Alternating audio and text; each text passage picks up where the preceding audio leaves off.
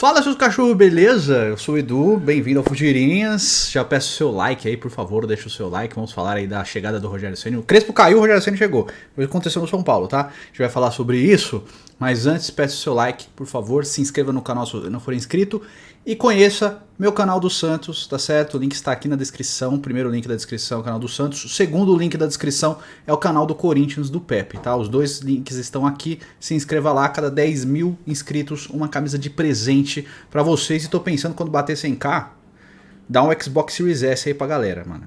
Então, já se inscreve lá pra participar, beleza? Lá no canal do Peixão, né? Do Pepe eu não sei quem vai fazer, vamos ver, tá? Vamos lá. Hoje o Crespo foi demitido do São Paulo, tá? Eu não vou levantar números aqui, vou falar de opinião, de como vinha jogando e da chegada do Rogério Ceni, tá? Que, ao que tudo indica, até saiu no Globo Esporte, é porque vai finalizar mesmo, vai contratar. Então o Crespo foi demitido, tá? Depois de vários e vários empates, o São Paulo não tá bem no Campeonato Brasileiro, assim como o Santos, né? Mas o São Paulo não tá bem, o time não engrenou com o Crespo. E muito do que eu vi aí do Crespo treinando o São Paulo é de um cara mais turrão, né? É um cara que tem uma variação, tipo, começou bem ousado, né? Fazia o time jogar muito bonito, principalmente no primeiro semestre aí, né? Até o Campeonato Paulista, a primeira fase da Libertadores, estava muito bem, jogando bonito, o São Paulo estava com futebol envolvente, mas depois parece que ele foi perdendo um pouco a mão do elenco e as seguidas contusões também atrapalharam muito o desenvolvimento do time do São Paulo. E eu acho que pesa muito contra o São Paulo também, não só o Crespo, tá? Mas o departamento médico de fisiologia do São Paulo. Porque os jogadores se machucam demais no São Paulo. Acho que o São Paulo é o time dos grandes da primeira divisão. É quem mais perdeu jogadores contundidos aí ao longo do ano, várias e várias vezes. A gente vai falar do Benítez? Beleza, mas Benítez, Luciano, Rigoni agora, o Reinaldo se machucou, o Daniel Alves tinha se machucado quando estava no time ainda, o Sara se machucou, todo mundo, Miranda, o Luan, o Arboleda, todo mundo se machucou no São Paulo, né? O Éder se machucou pra caramba também, o William se machucou. Então, assim, o Crespo teve muitas dificuldades nessa parte aí, principalmente com os jogadores que foram se contundindo ao longo do tempo, né? Muitos jogadores foram ficando machucados, o São Paulo foi perdendo várias peças importantes aí e acaba atrapalhando mesmo a continuidade do time, né? O desenvolvimento do time. Mas, além de tudo isso, a gente sempre fala aqui, quando eu falo do meu time eu tenho que falar isso, então eu vou falar dos outros também. O grande treinador, ele tem que reconhecer o que ele tem nas mãos.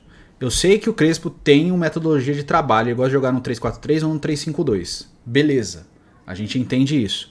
Mas ele teve muita insistência em Vitor Bueno, teve muita insistência no Pablo, teve muita insistência no Rojas, jogadores que não entregam futebol de qualidade. Né? Eles têm muita dificuldade, por mais que o Pablo tenha feito alguns gols importantes, mas muitos desses gols do Pablo foi na fase que o São Paulo estava muito bem, o time estava muito bem, então o Pablo conseguiu marcar gols. Mas ele perde muitos e muitos gols, né? Ele perde muitos gols. Mas a gente também sempre falou aqui, o Pablo, ele não entrega 30 gols por temporada, gente. Ele entrega 15, 12. Todas as temporadas dele. Aquela temporada de ouro dele no Atlético Paranaense, se eu não me engano, ele fez 18 gols. Então, assim, ele nunca foi um hiper goleador, tá? Então o São Paulo comprou ele na afobação. O Gabigol era muito mais goleador na época. Mas o São Paulo foi em cima do Pablo, conseguiu o chapéu no Flamengo lá, que a briga era pelo Pablo, tá? Pois bem, o Crespo foi demitido e, ao que tudo indica, eu não vi o vídeo do Barulho ainda, não vi o velho, não vi o Jova ainda. Ao que tudo indica, acho que o Muricy também possa sair, né, agora. O que parece, no meu ponto de vista, parece que já parecia, né, agora tá muito mais evidente, que o departamento de futebol do São Paulo tá uma completa bagunça, tá o Deus dará, cara. O São Paulo que sempre foi referência, de verdade, né? Sempre foi referência. Eu cresci com o São Paulo sendo referência, tá? As primeiras lembranças de futebol assim são do São Paulo e do Corinthians, que é começo dos anos 90. Eu lembro do Corinthians campeão, lembro um pouquinho campeão brasileiro, mas eu lembro do São Paulo campeão brasileiro, São Paulo campeão da bicampeão da Libertadores, São Paulo bicampeão mundial, e aí vem o Palmeiras depois, vem o Santos, né, que vai começar a ganhar um título ou outro. Mas eu lembro, essas são minhas primeiras imagens. Então o primeiro grande time que eu vi e que eu lembro muito é o São Paulo do Raí, do Zete, do Cerezo, do Leonardo e tal, e o Flamengo do Júnior. Foram os primeiros grandes times que eu lembro muito bem, vividamente na minha cabeça, assim. Então são os primeiros times que eu lembro muito bem. E o São Paulo sempre foi referência, sabe? O São Paulo foi um dos primeiros a ter programa de sócio-torcedor lá atrás. Eu lembro do Zete fazendo propaganda disso, falando de ser sócio do São Paulo, que era muito legal e tal. As camisas do São Paulo. O São Paulo foi um dos primeiros clubes a vender camisas assim em lojas, porque não tinha, era muito difícil comprar a camisa do time, tá? Você tinha que entrar em contato com o roupeiro do time para o cara encomendar com o fabricante para você conseguir uma camisa original. Era mais ou menos assim. O São Paulo deu esse passo à frente. Então, assim, o São Paulo ao longo da história sempre foi um dos times precursores nas coisas, sabe? Tipo, de ver ideias de fora, de adaptar coisas pro futebol brasileiro, pra servir de referência pros times daqui também, tá? Então isso não é nenhum demérito. O problema do São Paulo foi a soberba que aconteceu Juvenal Juvencio, o Aidar principalmente. Então o São Paulo passou de ser um time referência para ser um time muito arrogante. E toda arrogância, cara, ela é penalizada com a própria história. Depois as coisas vão acontecendo e você fica parando no tempo. O Refis do São Paulo era uma baita referência, era um dos centros mais modernos do mundo de recuperação de jogadores. Olha como tá hoje, tá? E ainda assim, quando a gente fala disso, tem cara que vem contestar, falando que a gente tá criando caso. Não, mano, eu tô falando com respeito mesmo, tá? Tô falando, apesar de não ser São Paulino, de respeito mesmo. Sempre achei o São Paulo uma baita de uma referência pra todos os times, cara, inclusive pro meu, tá? Então, quando eu falo do clube assim, de todos os clubes, quando eu vou falar e vou falar sério, eu falo com profundo respeito, porque uma história depende da outra.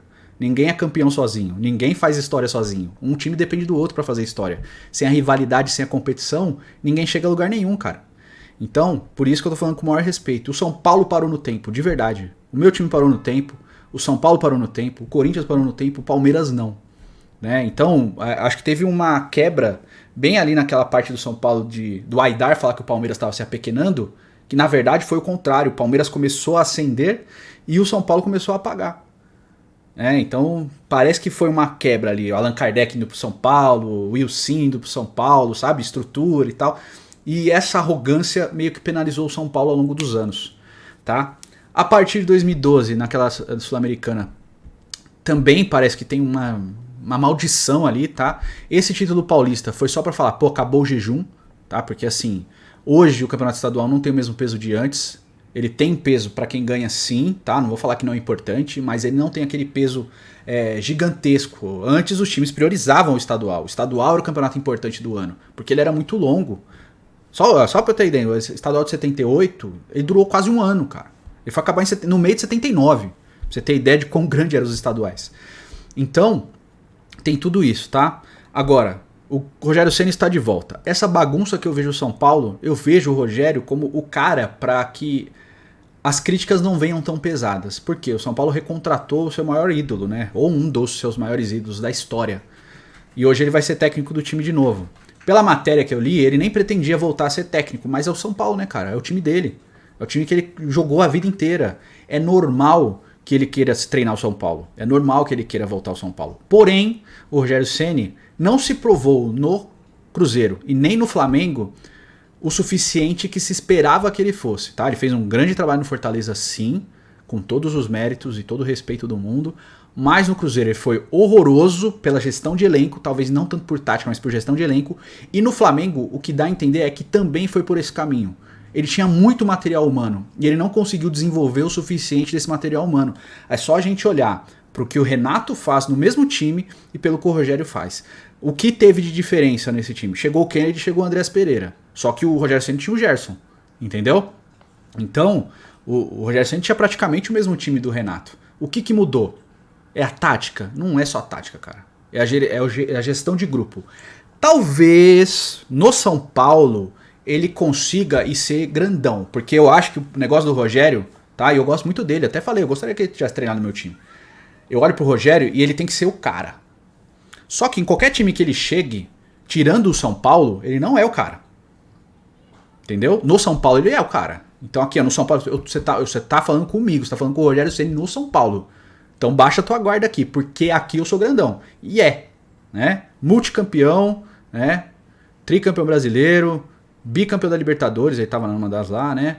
Bicampeão do mundo. Então assim, ele pode no São Paulo botar a banca e falar, eu sou o Rogério, aqui você me respeita, aqui eu mando. Talvez seja um caminho interessante pro São Paulo. Mas a gente não sabe como esse grupo vai receber o Rogério, porque uma coisa, e isso eu já falei até do meu time, uma coisa é o cara estar no clube só por estar no clube, outra é ele estar no clube e entender o clube que ele está. Se o cara chegou um reforço no São Paulo, tá? Eu cheguei lá no São Paulo, fui contratado, camisa 10 São Paulo, hein, agora, beleza. Cheguei no São Paulo e simplesmente o São Paulo, eu vejo o São Paulo como uma passagem pra mim, tanto faz quem tá lá, meu irmão. Tanto faz quem que é técnico, tanto faz quem tá lá. Eu só vou ver uma passagem, eu quero jogar bola aqui, não importa quem é, quero fazer e ir embora pra um time da Europa, entendeu? Ou o cara olha o São Paulo e fala, caramba, eu tô no São Paulo, meu irmão. Olha o tamanho desse clube aqui, rapaz. Eu tenho que respeitar. Aí você entende quem é Rogério, aí você entende quem foi Raí, aí você entende quem foi Muricy. Porque se você chega só como passagem, você não tá nem aí, cara. Aí o cara pode chegar e falar, pô, respeita aqui que eu sou o Rogério. Rogério o quê? O cara vai falar. E hoje eu vejo muito essa discrepância de jogadores, e não só pro São Paulo, pra maioria dos times. Olham pros clubes do Brasil como, é passagem, isso aí, ó. Daqui a pouco eu tô num time grande da Europa aqui, ó. Dane-se o que eu fiz aqui. E eu não vejo assim. Você jogar no São Paulo, jogar no Corinthians, jogar no Palmeiras, jogar no Grêmio, jogar no Inter, jogar no Flamengo, no Vasco, no Santos, no Goiás, sei lá, Goiás eu acho que não, né? Mas assim, até no Goiás também, mas você tem que olhar pra esses times e falar, caramba, olha onde eu tô. Tô num time grande, meu irmão. Não tinha que ser passagem, tinha que ser, caramba, objetivo. Eu tô jogando no São Paulo, meu irmão. É o meu objetivo. É um dos maiores clubes que eu vou defender na minha vida. Eu tenho que dar vida pra esse time, eu tenho que jogar suar sangue pra esse time. E eu não vejo isso muito acontecendo. Então tomara, de verdade, que o Rogério chegue no São Paulo, os jogadores entendam o tamanho que o Rogério tem pro São Paulo e os caras entendam e consigam criar uma unidade ali para que o São Paulo consiga se desenvolver. Porque o que parece é a gestão de futebol totalmente perdida, tá? Não sabe, presidente doidinho da cabeça também tá perdidão. E agora tem que chegar um cara aí pra ser escudo pra tudo isso, que é o Rogério. O Rogério chegou pra ser escudo de novo. Do mesmo jeito que o Leque fez com ele, talvez o Casares esteja fazendo agora. Eu torço pra que não, porque usar um ídolo desse jeito é muito feio. Então, tomara que o Rogério chegue e tenha tempo pra desenvolver o trabalho dele. E que ele seja o Rogério do São Paulo. Porque tem tudo pra dar certo, de verdade. Não tô gorando, tô torcendo contra. Ele tem tudo pra dar certo, porque ele é grande no São Paulo, ele é gigantesco. E os caras, os jogadores têm que entender, né? Então é isso, quero saber sua opinião, diz aí nos comentários, tá? Não tem corte esse vídeo, no Deus dará, é nóis. Tamo junto, um beijo, um queijo, até logo, até o próximo vídeo e é nóis.